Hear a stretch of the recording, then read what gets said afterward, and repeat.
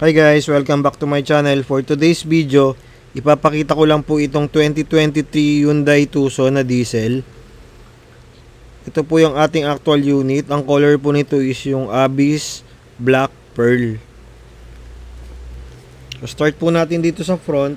Sa front po natin, yung ating grille is 3D parametric grille design and jewel-like surfaces. Tapos dito naman po sa ating side, yan po yung kanyang DRL, LED na po yan.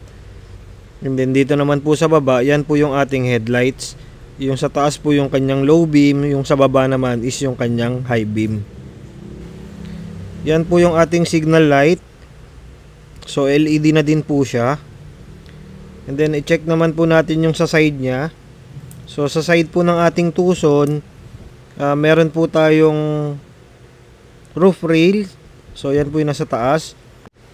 Ito po yung ating side molding. So yung chrome po siya hanggang sa likod po yan. And then yung ating door handles po is same po as body color po ng sasakyan.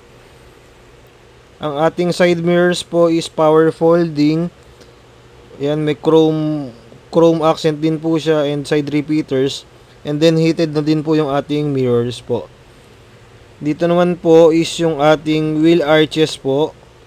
And then ang ating gulong is 235/55R19. Ang ating suspension po sa front is MacPherson strut. Ang mags po natin is black and silver na combination, 5 stud and disc brakes with EBD. Meron na din po siyang kasamang mudguards, set na po yan. Ito po yung kanyang black side moldings po. And then sa likod po, same po yung tires and mags, 5 stud, disc brake with EBD. Suspension po natin is multi-link. Same as body color yung ating gas tank cover. Meron po tayong shark fin antenna na color black. Meron po siyang spoiler. Ito po yung third brake light, LED. Defogger po natin, yan pong orange na linya. Ito po yung ating rear logo na garnish. Yung ating rear wiper naman po is hidden po siya. Andyan po siya sa taas, nakatago po siya sa spoiler. Yung ating taillights naman po is parametric signature lights na LED. So yan, buo po siya oh. And then meron po siyang reverse camera. And then dito sa baba may 2.0D na emblem. Ito po yung Tucson na emblem. Ito naman po yung ating signal light, hazard reverse light and reflector. And then ito po, meron po tayong reverse sensor po sa likuran. And then yan po yung ating rear na skid plate. So tignan po ulit natin yung side nya. So yung kung mapapansin nyo, ang dami niyang bold character lines. So mas sporty tignan po yung design nya. Check naman po natin yung interior. So sa loob, hard plastic black, may combination ng parang gray, may piano black. May soft touch material po tayo dito. Speakers po, 6, may 2 tweeter sa harap. Door handle is chrome. Piano black po yung finish nito. Controls ng side mirrors and ng mga windows. Ito po, may cup holders, speaker sa baba. And then yung ating upuan is leather na po. So power po yung sa driver, forward, backward, reclining and lumbar. So all in all, 6-way po yung ating driver po na adjustment ng seats. Ito naman po yung ating 10.25 na instrument cluster. Push start na po yung ating engine. Yan po is yung 8-inch touchscreen monitor, Apple CarPlay and Android Auto. Air conditioning system po natin, meron siyang automatic temperature control. Piano black po yung finish. Yan po yung ating charging ports. 2 USB at 12 volts na power outlet sa gitna. May wireless charger din po yan. And then dito naman po, piano black po yung finish na may combination ng silver, may downhill na safety feature, tsaka yung 360 cam. Ito po yung ating transmission is shift by wire. Handbrake po natin is electric. Ang ating steering wheel is leather. Meron siyang paddle shifters. So yan po. Itong sa left side is yung sa controls ng radio. Ito controls ng dashboard po natin. May tire pressure din po siya.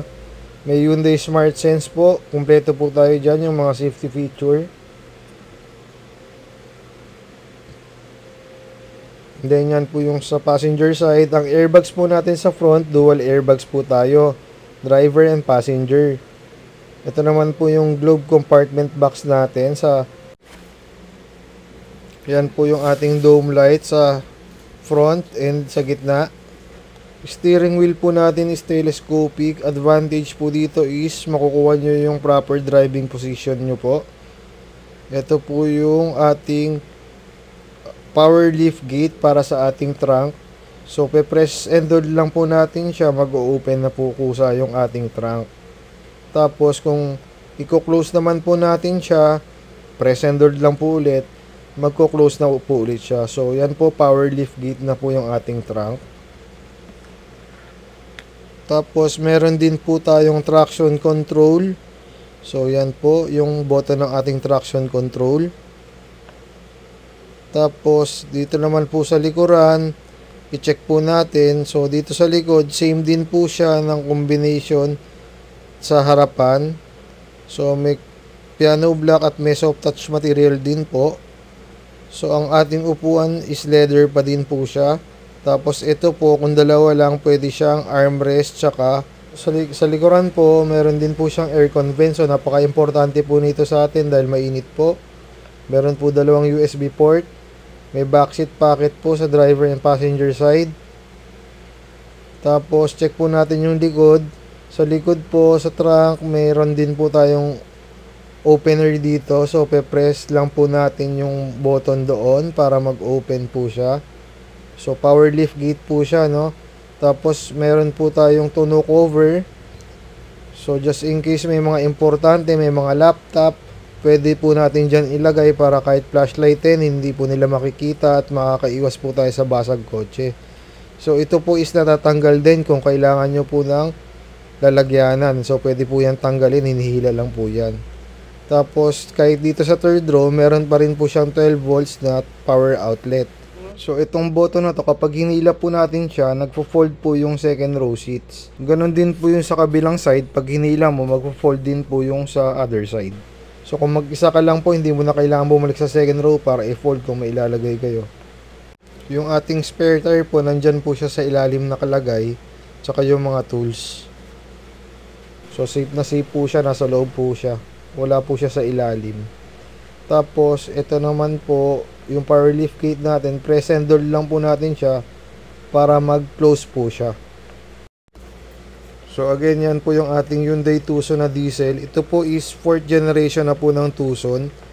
Ang makina po natin dito is 2.0 CRDI, tapos 8-speed automatic na po siya. Ang horsepower po natin is 186 horses. Meron po tayong torque na 416 Newton meter. Ang full tank capacity po natin is 54 liters. Ang length, width at height po natin is 4,630 mm. Ang width is 1,865 at meron po tayong height na 1,665 mm. Ang wheelbase po nito is 2,755 mm at meron po tayong ground clearance na 181 mm. Ang service interval po natin dito is every 6 months or 5,000 kilometers, whichever comes first. Meron po tayong warranty dito na 5 years or 200,000 kilometers, whichever comes first. Kung interesado po kayo kumuha nitong Hyundai Tucson na diesel, ang SRP po natin dito is 1,840,000. And kung ika-cash nyo po siya, meron po kayong makukuha ang cash discount na 20,000 and free na 3 years LTO with TPL. Ngayon naman po, kung ipipinas nyo po siya, meron po kaming promo. Ang down po natin dito is 199,000. Tapos pwede po siya payable hanggang 5 years to pay. So kung interesado po kayo, ipa-flash ko po yung number ko. Pwede nyo po akong i-text or tawagan. Or pwede nyo po kaming pasyalan dito sa aming inline store sa SM City North EDSA. Located po kami sa Annex. Hanapin nyo lang po itong gateway. Meron po kayong makikitang on-hand units po ng mga Hyundai vehicles po namin dito. Located po kami sa ground floor. Katapat po kami ng Viscos at ng Eat All You Can, gilid ng Mang Inasal.